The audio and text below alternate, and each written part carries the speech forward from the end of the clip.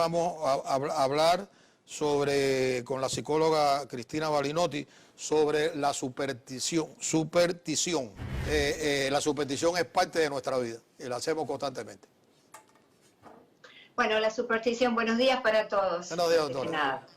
La superstición es una conexión errónea que hacemos entre una causa y un efecto. Vale decir que si yo a la mañana me cruzo con un gato y a la tarde me ocurre algún problema serio, la culpa es del gato. Y es una relación absolutamente irreflexiva, errónea. Ahora, ¿cuándo surge la superstición humana? Y vamos entonces a la primera gráfica. Vemos que superstición, interesante es esto, viene de super y de stare, que significa sobrevivir.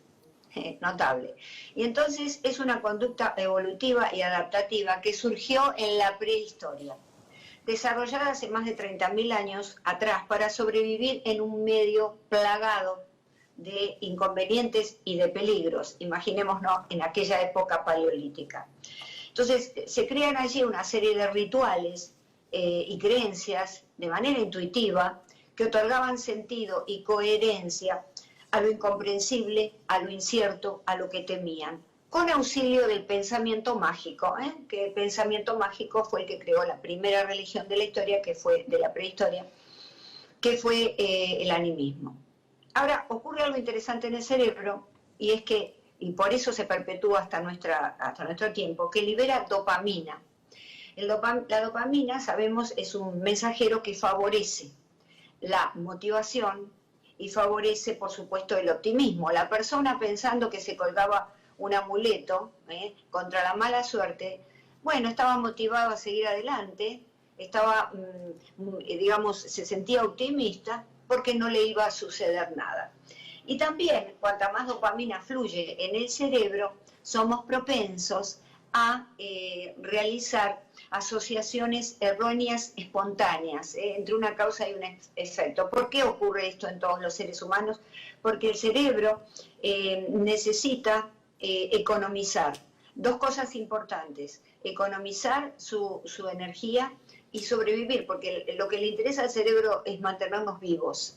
Entonces, en aquel tiempo no había tiempo para reflexionar, en la prehistoria, ni tiempo para pensar cuando veíamos un animal. Sencillamente tratábamos de evitarlo a través de una serie de rituales. Esta es la razón porque en épocas de pandemia digamos, las supersticiones se agudizan muchísimo. Se agudizan mucho porque las personas sienten una amenaza, todos sentimos en realidad, una amenaza a nuestra supervivencia, particularmente en una pandemia en la que todavía no hemos encontrado una vacuna. Entonces vamos a la segunda gráfica y vemos la pregunta: ¿existe la superstición en otros animales, en otras especies? Y en efecto, Skinner, que fue un psicólogo de la Universidad de Harvard, en 1948, descubre la teoría del condicionamiento operante. ¿Qué es esta palabra, esta frase difícil? Es cuando el niño, jalando el vestido de la mamá le da golosinas porque eso es lo que él quiere. Él aprende entonces, está condicionado a jalar la blusa de mamá para que mamá le dé un caramelo. Él descubre, Skinner, lo que se llama el experimento de la caja de Skinner o la superstición de las palomas. No tiene que ver con la sal, porque la sal es otra superstición que tenemos, que no volcar la sal, y allí está en la imagen. Y vemos que estas palomas eran 8 palomas hambrientas que colocó en una caja. Cada 20 segundos habría un compartimiento chiquito y ellas tenían comida. Este experimento dice muy reiteramente que la paloma se preguntaba qué hice yo en realidad para ganarme esta comida, porque la paloma no tenía que hacer nada. Entonces, lo que la paloma hacía, cercano a los 20 segundos, eran comportamientos similares a los que había realizado la primera vez que le empezaban a dar esta comida. Si estaba aleteando las alas, cuando quería comida aleteaba las alas, o si movía la cabecita de un lado para otro. Y es interesante ver que esto está considerado un comportamiento supersticioso de pedido, ¿verdad?, de que algo sucediera.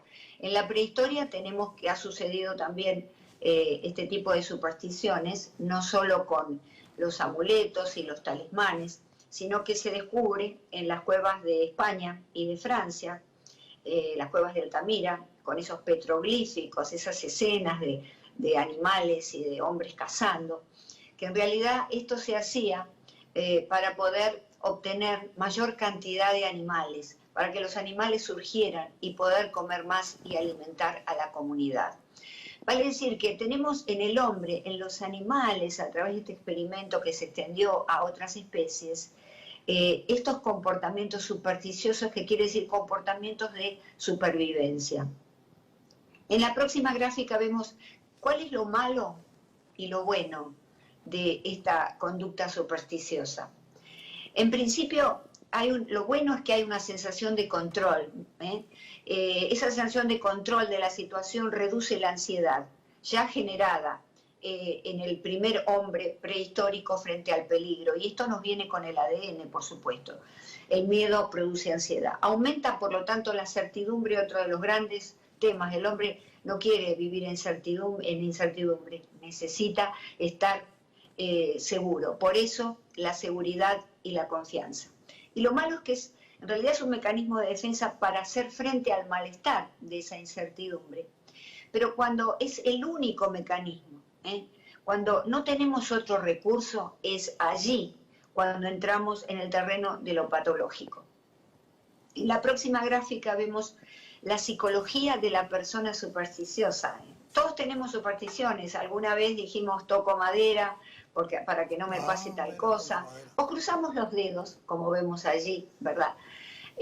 Pero en realidad la persona supersticiosa ya es una persona que solamente cree que las fuerzas sobrenaturales, que los objetos le van a proveer esa seguridad que él no tiene, y que seguridad a la cual ha renunciado. Primero, la personalidad obsesiva, que no es el trastorno obsesivo compulsivo, es otra cosa, eso es un trastorno psicológico. La personalidad temerosa o fóbica, hay personas que tienden a tener esos temores, que se sobreponen, pero tienen esos temores, esa tendencia a tener miedo. Y la profecía autocumplida, bueno, si hoy a la mañana se me cruza un gato, me va a ir muy mal, y entonces yo ya estoy enunciando que me va a ir muy mal. Eso se llama sesgo de confirmación. Deja la persona supersticiosa el futuro de su vida en manos del destino, en manos del azar, en manos de la buena suerte o de la suerte. Es decir, renuncia a controlar su propia vida. Esto se llama locus de control externo. El locus, y los médicos lo sabrán, es lugar. Entonces, ¿qué es el locus de control externo? Es ese lugar de control que yo le doy a objetos y a cosas que están fuera de mi voluntad, fuera de mi decisión. En realidad son personas que viven en depresión porque, bueno, esta es la mala suerte que tengo, esto es lo que a mí me pasó, a pesar de que, por supuesto, incentiva la aparición de supersticiones. Y por último, la superstición en la última gráfica y la religión, ¿son lo mismo? Bueno, podemos decir que la superstición y la religión utilizan o creen en fuerzas sobrenaturales, ¿verdad? Eso podría ser la similitud. Ahora bien, y yo quería que reflexionaran conmigo, porque ustedes saben que los ateos dicen que la religión no es más que una superstición sistematizada. Pero acá quería hacer la reflexión. La religión viene del latín religare, que significa ligarme con algo superior a mí mismo. Por lo tanto, entre este universo de armonía que todos observamos, que es tan maravilloso, que ya se descubre a través de teorías, inclusive a través de la hipótesis GEA, que dice que la Tierra es un organismo. Por extensión, todo el universo es un gran organismo. Tiene que haber un motor primero, tiene que haber una fuerza impulsora de esa perfección del cosmos. Por lo tanto, hay una conexión que es bastante reflexiva de la creación con un creador posible. Ahora, la superstición, de acuerdo con la RAE como concepto, porque desde el punto de vista etimológico sabemos que implica sobrevivir, es una creencia extraña a la fe religiosa y contraria a la razón. Esto nos dice la Real Academia Española. Entonces hay una conexión errónea entre una causa y un efecto, porque en realidad no tiene nada que ver la mala suerte o si me despiden del trabajo con el hecho de que no me puse, digamos, esa prenda que me trae buena suerte, o derramé sal y no tiré un poquito detrás para evitar la mala suerte.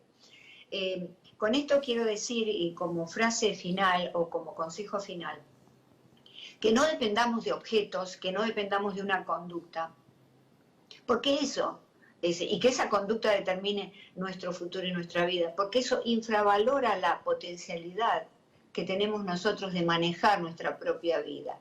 Ese locus de control interno, en todo caso, en el que yo decido mi destino.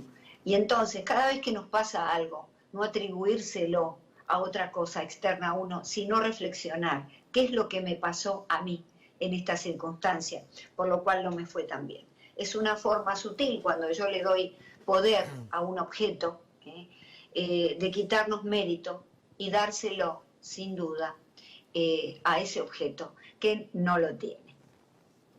De modo que es muy importante que hagamos esta reflexión a través de la superstición y entender también, bueno, Bertrand Russell en el tema de las supersticiones decía: me opongo a toda superstición, sea musulmana, budista, cristiana o judía. Es decir, que estaba comparando sin duda la superstición con la religión. Pero vemos entonces que hay ya diferencias sustanciales entre ambos registros. Hay sin duda que si las religiones creen en un Dios, las principales religiones de Occidente, las tres principales creen en un Dios. Entonces, esa fuerza primera, tiene que haber un motor, tiene que haber una fuerza primera, que nosotros le llamamos Dios, que otros le llaman naturaleza. Ahí está. Pero es una conexión que no es aleatoria, que no es arbitraria, entre un Dios creador y este mundo tan perfecto que nosotros observamos. ¿Cómo? No había como dice el doctor Llamo, no había una campanita. No, yo no hablo de campana, eso lo usé como un ejemplo, doctora, no como campana. Sencillamente, cada 20 segundos se abría esa puertita. Y entonces la paloma veía, y se preguntaba, bueno, la paloma estaba sorprendida que le dieran de comer de esa manera. Y genera un comportamiento supersticioso que tienen todas las especies animales o casi todas, que era hacer o realizar la última conducta anterior a que se abriera esa puertita. Exacto. Si la conducta anterior era volar, o intentar, mejor dicho, mover las alas, movía las alas. Si era la cabecita, hacia un lado y hacia otro, hacía eso. En su mente, de manera intuitiva, la paloma estaba propiciando, a través de un ritual, que apareciera esa comida. Y esto es lo que muchos animales hacen. Pavlov se llama reflejo condicionado o condicionamiento clásico. Sí, yo te comprendo. Lo que pasa es que las bases de esto son muy importantes. La paloma también tenía comportamientos supersticiosos y nosotros también queremos propiciar la buena suerte a través de ciertos rituales, ¿verdad? Ahora, de ciertos rituales. ¿Por qué lo hacemos? Porque hay un condicionamiento, está en nuestro ADN y en nuestra filogenia, que es la historia de la humanidad. Comportarnos de esta manera para propiciar la supervivencia. Cuando en épocas en que sentimos que está nuestra vida amenazada, es ahí donde se recrudecen, digamos, los comportamientos supersticiosos. Somos ese hombre primitivo que fuimos alguna vez. Por ejemplo, te voy a dar un ejemplo un poco lateral a la superstición, aunque puede encajar perfectamente. Un científico, alguien que cree en la ciencia, o un pensamiento realmente reflexivo de una persona que contrae cáncer, pues los médicos lo han desahuciado, sabe que se va a morir, y es muy habitual personas muy inteligentes que visiten a curanderos, que visiten a personas que puedan otorgarle ese toque mágico que lo saque de la situación y le ayude a sobrevivir. Okay. Por otro lado, hemos tenido presidentes, como era Perón con López Rega, que propiciaban y tenían lo que se llamó en ese momento un brujo, era una especie de chamán que tenía Perón, que hablaba de lo que le iba a suceder y lo aconsejaba. Y sabemos que Perón, más allá de las características políticas que están sujetas a discusión, era un hombre muy preparado y muy inteligente. De modo que esto está en el corazón de lo humano. Siempre vamos a buscar. Se dice inclusive desde Freud y desde Darwin que la primera religión surgió a partir, la creencia de Dios surge a partir de ese padre antiguo que tuvieron las comunidades primitivas, que luego lo mataron porque era un hombre muy déspota, muy salvaje. Las hembras le pertenecían a él y entonces los varones no podían acceder a ellas y lo matan. Eso les crea culpa y es el origen, según Freud y Darwin, de las religiones en donde la figura antropomórfica, la figura de un hombre, es, digamos, de alguna manera adorado. Bueno, primero voy a contestar la primera pregunta y agradezco al doctor Llamo porque, bueno, agregó mucha claridad en el tema. ¿Qué es la ciencia? La ciencia está considerada ciencia una conducta o, por ejemplo, una acción que se repite y se puede repetir a voluntad en un laboratorio. El agua siempre hierve a 100 grados centígrados. Eso es justamente yo estaba diciendo que es la ciencia está considerada cuando algo que hacemos se repite en un laboratorio, se puede repetir a voluntad, el agua, por ejemplo, daba el ejemplo, hierve a 100 grados centígrados, cada vez que ponemos el agua a hervir, va a hervir a 100 grados centígrados. Todo lo otro que no se puede repetir, digamos, a disposición del científico, estaría fuera del ámbito de lo que es la ciencia. Es decir que si bien hay muchos comportamientos aleatorios que pueden surgir, pero la realidad es que eso es la ciencia. Con respecto a la religión, hay gente que son supersticiosos, y no tienen ninguna religión, y como decía el doctor Llamo, hay quien en efecto convive la religión con sus supersticiones diarias. ¿De dónde nos viene? ¿Nos viene de las conductas familiares? Puede ser, pero en realidad ya tenemos una tendencia que se suma a lo mejor ejemplo de mamá que tenía conductas supersticiosas a repetición. La tendencia está en nosotros, en nuestro ADN, a tener estos comportamientos supersticiosos, que lógicamente no se pueden corroborar por ningún método científico. De nuevo, el método científico tiene por objeto y como fin poder repetir, que las cosas se repitan. Ya, doctora, ayúdenos a esta vorágine en la cual nos encontramos. Bueno, lo que está hablando el doctor Llamo, el doctor Octavio, o mejor dicho, el doctor Octavio, es pseudociencia. Hay una oposición entre ciencia y pseudociencia. En estos momentos, por ejemplo, el New Age y todas las nuevas disciplinas que han surgido de la nueva era, no son ciencias, sino que son pseudociencias. Por ejemplo, muchos aspectos de la parapsicología.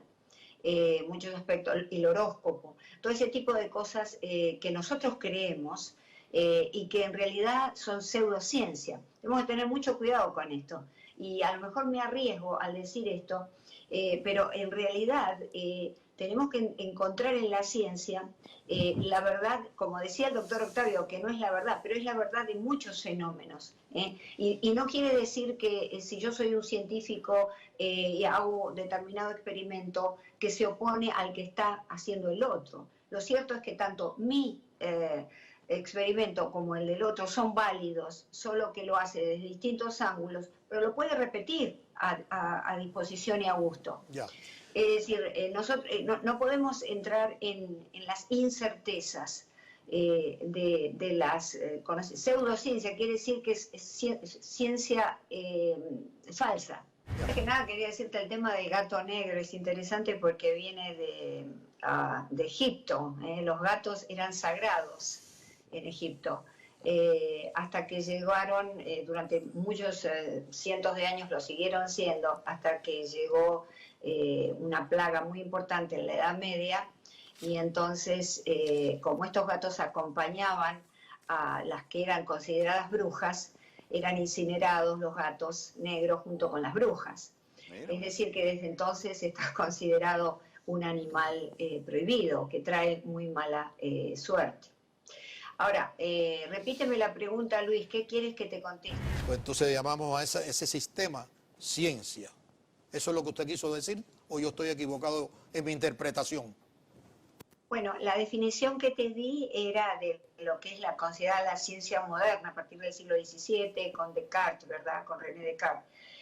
Anterior, lo que tú estás hablando en la prehistoria, y en algunas comunidades todavía, es los primeros esbozos de una medicina y de una ciencia, que eran muy primitivos. Los chamanes fueron considerados, entre comillas, los primeros médicos, porque eran los que, a través de las hierbas, de las plantas, realmente podían curar las enfermedades.